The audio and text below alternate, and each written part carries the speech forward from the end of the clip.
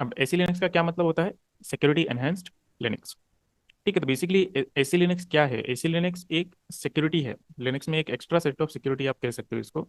ठीक है, तो SE Linux is a set of security rules that determine which process can access which files and directories. ठीक है, तो बेसिकली आपको एसी लिनक्स ये बताता है कि कौन सी प्रोसेस है वो किस फाइल और डायरेक्टरी को एक्सेस कर सकती है और किसको एक्सेस नहीं कर सकती है। ठीक है, अब देखो क्या होता है, हर एक फाइल, डायरेक्टरी, प्रोसेस, पोर्ट, सब पे एक लेबल लगा होता है। ठीक है, सब पे एक लेबल लगा होता है। ये चीज़ आपको तब समझ में आएगी जब हम एसएसएच के बारे में बात करेंगे। ठीक है, तो वहाँ पे भी हमें एक पोर्ट पे लेबल लगाना होगा। और फिर बात करेंगे जब एचटीटीपी की बात करेंगे तो वहाँ पे भी हम देखेंगे कि बेसिकली आप, मैं आपको दिखाऊंगा अभी थोड़ी देर में कि हर एक फाइल और डायरेक्टरी पे एक लेबल लगा होता है। ठीक है, वो लेबल ये डिसाइड करता है कि कौन सी प्रोसेस इसको एक्सेस कर सकती है और कौन सी प्रोसेस इसको एक्सेस नहीं कर सकती है। ठीक है, वही आपकी एसी लिनक्स है। अब वो जो लेबल होता है, ठीक है, वो जो लेबल होता है उसको हम बोलते हैं एसी लिनक्स कॉन्टेक्स्ट। हर फाइल और डायरेक्टरी पे जो लगा होता है उसको हम एसी लिनक्स कॉन्टेक्स्ट बोलते हैं। अब एक कॉन्टेक्स्ट क्या होता है? तो कॉन्टेक्स्ट सिंपली एक ऐसा नाम है जो एसी लिनक्स पॉलिसी आपका यूज करती है। ठीक है, ये पता करने के लिए कि कौन सी प्रोसेस जो है वो फाइल, डायरेक्टरी या पोर्ट को एक्सेस कर सकती है।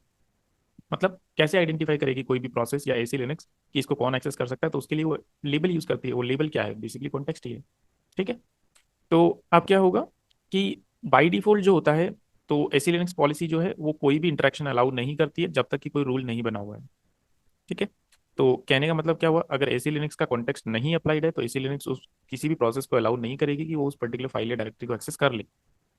अगर उस पर कॉन्टेक्स्ट लगा हुआ है तो वो अलाउ कर देगी। ठीक है, अब हमारे पास टोटल चार तरह के कॉन्टेक्स्ट होते हैं। ठीक है, चार तरह के हमारे पास कॉन्टेक्स्ट होते हैं। पहला यूजर बेस होता है, रूल बेस होता है, टाइप बेस होता है और सेंसिटिविटी सेंसिटिविटी बेस होता है। ये चार तरह के हमारे पास कॉन्टेक्स्ट होते हैं टोटल। अब अगर हम बात करें रेड हैट बेस सिस्टम की, तो रेड हैट बेस सिस्टम में क्या होता है आपका कि टाइप 3 हमारा यूज होता है। ये आपका रेड हैट यूज करता है।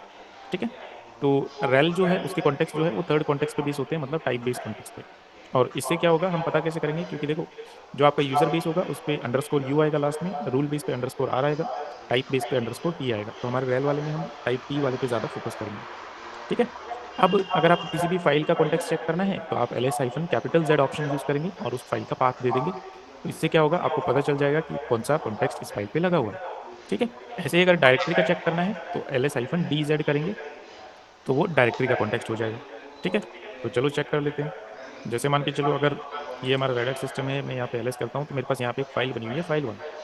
ठीक है, अगर इसका कॉन्टेक्स्ट मुझे चेक करना है तो मैं करूँगा L S hyphen capital Z और इस फाइल का पाथ दे दूंगा।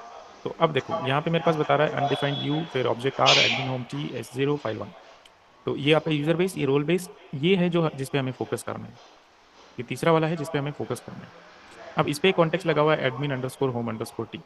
क्यों लगा हुआ है? क्योंकि हमारा रूट जो है वो एडमिन यूजर है और जो ये डायरेक्टरी है वो एडमिन की होम डायरेक्टरी है। ठीक है, तो इस तरह से ये कॉन्टेक्स्ट काम करता है। ये हमें बताता है कि ठीक है, ये एडमिन होम है तो मतलब जो एडमिन के पास परमिशन है वही एक्सेस कर सकता है, बाकी नहीं कर सकते हैं। ठीक है, बाकी ये सेंसिटिविटी बेस है जो एस जीरो है। ठीक है, और ये आपकी फाइल का नेम हो गया। अब किसी डायरेक्टरी का चेंज चेक करना है तो जैसे म्यूजिक वाला डायरेक्टरी है, इसका चेक कर लेते हैं। तो L S hyphen D for directory, capital Z for contact, और मैं चेक कर लेता हूँ म्यूजिक डायरेक्टरी का। तो इसमें भी आपको देखो सेम कॉन्टेक्ट यहाँ पे मिल रहा है। ठीक है, तो इस तरीके से हम यहाँ पे कॉन्टेक्स्ट को चेक कर सकते हैं।